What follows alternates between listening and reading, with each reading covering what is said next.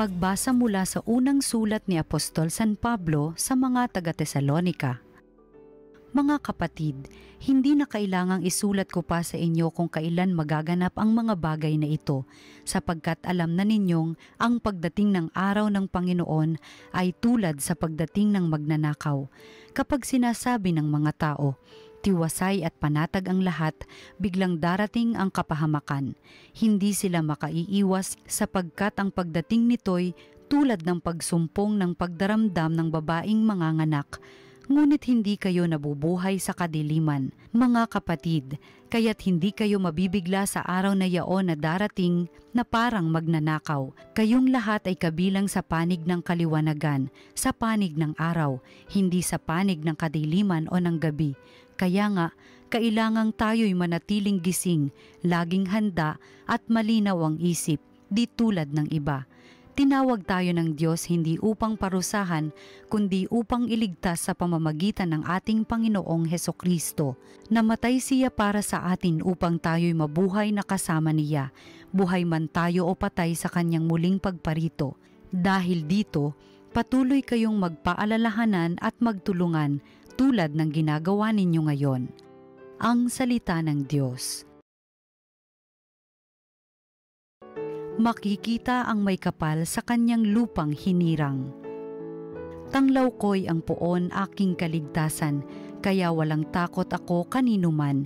Sa mga panganib kanyang iingatan, kaya naman ako'y walang agam-agam. Makikita ang may kapal sa kanyang lupang hinirang. Isang bagay lamang ang aking mithiin, isang bagay itong sa poon hiniling, ang ako'y lumagi sa banal na templo, upang kagandahan niya'y mamasdan ko at yaong patnubay niya ay matamo. Makikita ang may kapal sa kanyang lupang hinirang. Ako'y nananalig na bago mamatay, masasaksihan ko ang iyong kabutihan na igagawad mo sa mga hinirang. Sa Panginoong Diyos tayo'y magtiwala, ating patatagin ang paniniwala, tayo ay umasa sa kanyang kalinga. Makikita ang may kapal sa kanyang lupang hinirang. Ang mabuting balita ng Panginoon ayon kay San Lucas. Noong panahong iyon, nagpunta si Jesus sa Capernaum, Galilea. Nagturo siya sa mga tao ng araw ng pamamahinga at nagtaka sila sa kanyang pagtuturo, sapagkat may kapangyarihan kung siya'y magsalita. Naroon sa sinagoga ang isang lalaking inaalihan ng demonyo o isang masamang espiritu. Sumigaw siya ng malakas, "Ano ang pakialam mo sa amin, Jesus na taga Nazaret? Naparito ka ba upang puksain kami? Alam ko kung sino ka, ikaw ang banal ng Diyos." Subalit pinagwikaan siya ni Jesus. "Tumahimik ka, lumayas ka sa taong iyan." At sa harapan ng lahat, ang tao'y inilugmok ng demonyo at iniwan ng hindi man lamang sinaktan. Nang gilala silang lahat at nagsabi sa isa't isa, "Anong uri ng pangungusap ito, makapangyarihan at mabisa?" Pinalalayas niya ang masasamang espiritu at sumusunod naman sila. At kumalat ang balita tungkol kay Jesus sa buong lupaing iyon. Ang mabuting balita ng Panginoon. Pinupuri ka namin, Panginoong Hesukristo. Magandang araw mga minamahal naming kapatid kay Jesus. Ako po si Father Paul Jacome from the Archdiocese of Manila. Halina po't samahan natin ang isa't isang magnilay sa salita ng Diyos, salita ng buhay. Naalala ko po nung bata ako, syempre, hindi man may pagkakait yung katotohanan na dumaan rin po ako sa pag-e-enjoy nung kabataan ko, no? At marami tayong laro nung bata tayo. Isa dito yung tinatawag na agawan base, no? Kung matatandaan natin, ito yung dalawang grupo kung saan ika nga ubusan ng miyembro, no? Tatakbo yung mga miyembro, papalapit, no? Ang taligsahan, paunahan, pabilisan. pagalingan ng diskarte kung paano dadami yung kakampi at mauubos yung sa kalaban. At iikot ito sa paramihan at pagalingan. Pero kung titingnan din natin, mga minamahal kong kapatid, hindi po ba parang ganito rin yung panawagan ng mga pagbasa? Alam natin, kung ang buhay maituturing natin lalo't higit ang buhay spiritual, may dalawang aspeto o grupo na nag-aagawan. No? Ito yung makalangit na disposisyon at syempre yung makaibaba na uri ng pamumuhay. At pinapaalala sa atin, kung narinig ninyo sa unang pagbasa, tahasan ng paalala ni San Pablo. No? Pero sa paalala niya roon, hindi ito tulad ng isang laro. Ito'y seryosong aspeto kung saan mayroon tayong kakanyahang pumili. No? Sinabi roon, kayong lahat ay kabilang sa panig ng kaliwanagan, sa panig ng araw, at hindi sa panig ng kadiliman o ng gabi. Malinaw po dapat sa atin. Ang paanyaya sa atin ni San Pablo ay makita na ang Diyos ibinibigay ang lahat para sa atin. Pero hindi ito pilitan, hindi ito agawan. Ngunit sa bawang katotohanang iniaalok sa atin, mayroon tayong karampatang tungkulin ng pagpili. Ito po'y matingkad rin sa kaugnayan sa ebanghelyong ating narinig. Kasi para sa ating mga Kristiyano at Katoliko, alam natin, madaling sabihin na tayo'y panig sa liwanag. No?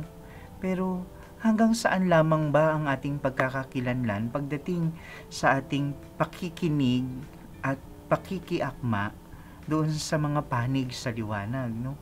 Kasi pwede nating sabihin, Father, kilala ko po ang Diyos. No? Nagdarasal naman po ako. Gumagawa rin ako ng ilang mga bagay na mabubuti. Kung tutuusin, nagbibigay rin po ako sa simbahan. Mga bagay na para bang ito'y mga pahiwatig na tayo'y makaliwanag.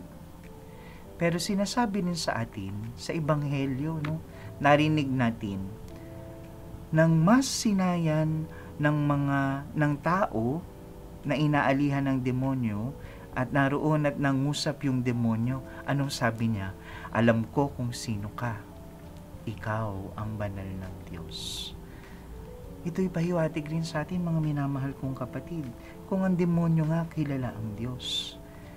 Pero hindi dahil kilala niya, no? Handa siyang magpasailalim, handa siyang manalig, at higit sa lahat, handa siyang maniwala sa Diyos. Kaya mag-ingat po tayo, no? Hindi lang ito patungkol sa pagkilala natin sa Diyos. Mayroon rin tayong dapat na paglalim at sa kamalayang ito, dinadala rin tayo sa ikalawang punto ni San Pablo, no? Sabi niya doon, maging handa tayo. Kailangang maging handa kayo. Sinasabi niya doon, kailangan tayo'y manatiling gising, laging handa, malinaw ang isip, di tulad ng iba. Kasi kahit ang paanyaya ay iniaalok sa lahat, hindi naman lahat handang tumalima sa kalooban ng Diyos. Kaya nga sinasabi sa atin, yung pagiging handa, ito'y kaugnay ng ating mga bagay na kinasasanayan, kinalalakihan. Because after all, faithfulness and our fidelity to God, it does not happen overnight. Hindi lang nagising tayo, naniwala na tayong may Diyos. Ang ating pananalig at ang ating pakikinig sa Diyos, kinasasanayan, inaaraw-araw, pinipili hanggang ito'y maging kamalayan. No? Our faith in God also must grow into an awareness that God will always be with us. No? At hindi ito nangyayari overnight. Ang kahandaan ay nakasalalay rin sa mga bagay na ating kinasasanayan. Ikatlo at panghuli, no? Maging maliwanag sa atin, mga minamahal kong kapatid, hindi tayo niloloko ng Diyos. Maliwanag ang layunin ng Diyos. Kaya nga sabi sa Ebanghelyo, ang layunin ng Diyos ay ganap nating paglaya upang tayo'y makasama niya. No? Sinabi roon, naparito ka ba? Tinatanong si Jesus nung demonyo, naparito ka ba upang puksain kami?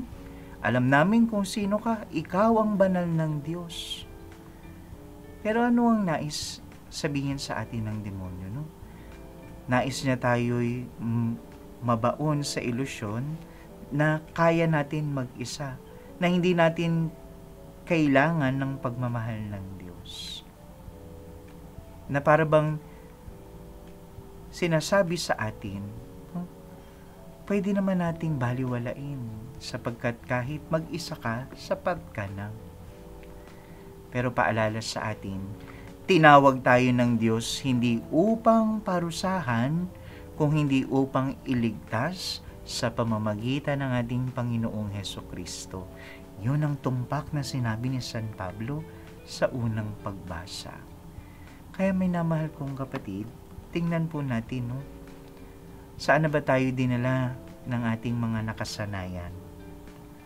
Kanino ba talaga tayong panig?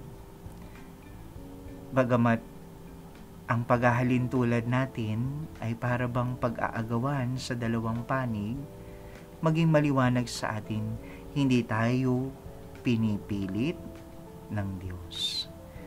Nawa ang ating bawat pagpili ay maglapit sa atin, papalapit sa Kanya. Huwag tayong padadaig sa kasinungalingan ng huwad ng kasarapan sa mundo. Katulad ng lalaking pinalaya mula sa kanyang pagkakaalipin, ganoon rin ang paanyaya'y ibinibigay sa atin. Mga minamahal kong kapatid, pumili tayo. Piliin natin manatili sa tabi ni Jesus. Amen.